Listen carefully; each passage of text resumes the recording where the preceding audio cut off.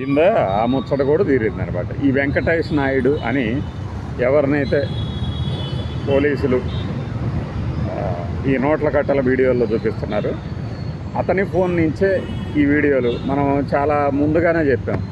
ఎవరు లీక్ చేస్తారు, ఈ ఫోటోలు ఎవరు తీశారు, ఈ వీడియోలు ఎవరు తీశారు, ఎవరు బయటకు ఇస్తున్నారు.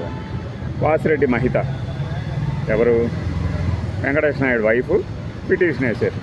ఏమని, ఇలాంటి కథనాలు రాయకుండా అడ్రస్ ఇవ్వండి, నా భర్త ఫోన్లోంచి ఆర్ శ్రీహరి అనే ఒక ఆర్ఎస్ఐ బయటికి లీక్ చేసి మీడియాకి ఇచ్చేసి నానా యాగే చేస్తున్నాడు, ఇట్లాంటివి చేయొద్దు, చేయనీయకుండా ఆర్డర్లు ఇవ్వండి అని కోర్టులో పిటిషన్ వేశారు. చూసారా, నిందితులకు కానీ మిగతా వాళ్ళకి కానీ ఎన్ని రకాల వెసులుబాట్లు ఉన్నాయో దేశ చట్టబద్ధ వ్యవస్థల్లో, న్యాయ వ్యవస్థల్లో.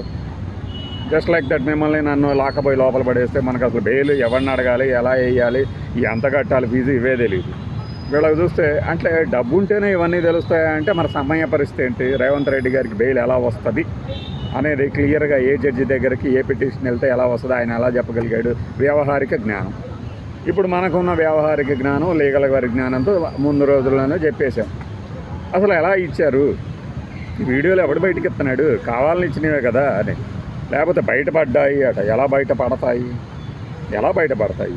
ఇప్పుడు మహిత అనే ఆయన భార్య పిటిషన్ వేశారు. మరి కోర్టు ఏం చెప్తుంది ఇప్పుడు, లేదు అలా ఎలా చేస్తారు, మేము ఆర్డర్స్ ఇవ్వలేము ఈ దశలో అని ఇదో చెప్పలేరు. ఖచ్చితంగా కేసుకు సంబంధించి విచారణని బయటికి లీక్ చేయకండి, మీరే చెప్తున్నారు కదా సాక్షులను నిందితులను బెదిరిస్తున్నారని, మరి మీరు ఎలా రిలీజ్ చేస్తారు ఇలాంటివి, వాళ్ళు అలర్ట్ అవుతారు కదా, సాక్ష్యాలు ఆధారాలు ధ్వంసం చేస్తారు కదా అని ఆదేశాలు వస్తాయి, ఖచ్చితంగా వస్తాయి. ఇప్పుడు పోలీసులు ఏదైనా ప్రాంతానికి వెళుతూ ఉన్నారు సెర్చింగ్ కోసం దేనికోసం అన్నా అంటే సైరన్ ఎయిర్, కానీ దొంగలు లేదంటే ఎక్కడన్నా దాడి జరుగుతుంది అంటే మాత్రం ఖచ్చితంగా సైరన్ వేసుకుంటూ వెళ్తారు. ఎందుకు అంటే అవతల బాధితుల్లో కాస్త ధైర్యం నింపడానికి, ఇంకొకటి దాడి తీవ్రత తగ్గించడానికి. పోలీసులు వస్తున్నారంటే వెంటనే హడావిడి ఉంటుంది కాబట్టి పారిపోదామా అని.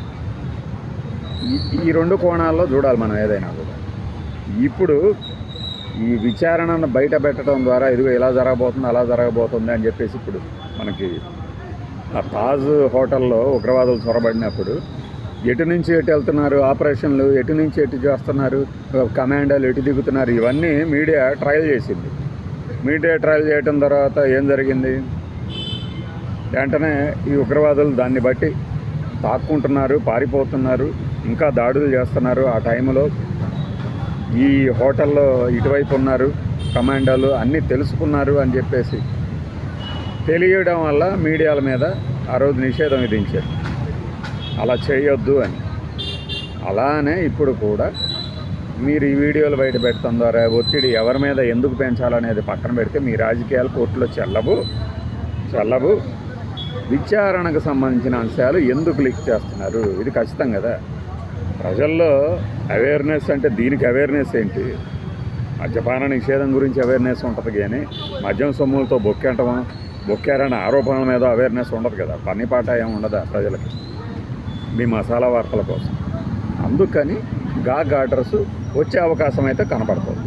ఖచ్చితంగా అయితే చెప్పలేము, ఎందుకంటే ఈ విచారణ దశలో భాగంగా ఆయన లీక్ చేశాడా, లేకపోతే ఇంకెక్కడైనా ఆయన పర్సనల్ ఫోన్కి సంబంధించి ఇన్స్టాగ్రామ్ అకౌంట్లో లేకపోతే ఫేస్బుక్లోనో స్వయంగా ఆయన పెట్టుకున్నాయా అనేది కోర్టు పరిశీలించవచ్చు.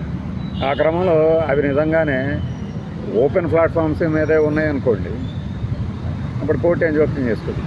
లేకపోతే ఒక పిటిషన్ అంటూ వేస్తే ఆర్డర్స్ ఖచ్చితంగా వస్తుంది. పోలీసులు ఇంతవరకు ఒక మాట మాట్లాడలేదు, ఏసీబీ అధికారులు కానీ సిట్ అధికారులు కానీ, దాన్ని అసలు ఎంక్వైరీ చేస్తున్న ఆఫీసర్ల పేర్లే పూర్తిగా తెలియదు.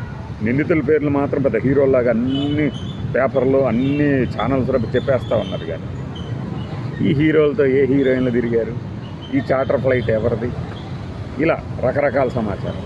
కానీ అవసరమైన సమాచారం ఇదిగో కేసు పెట్టిన ఈయన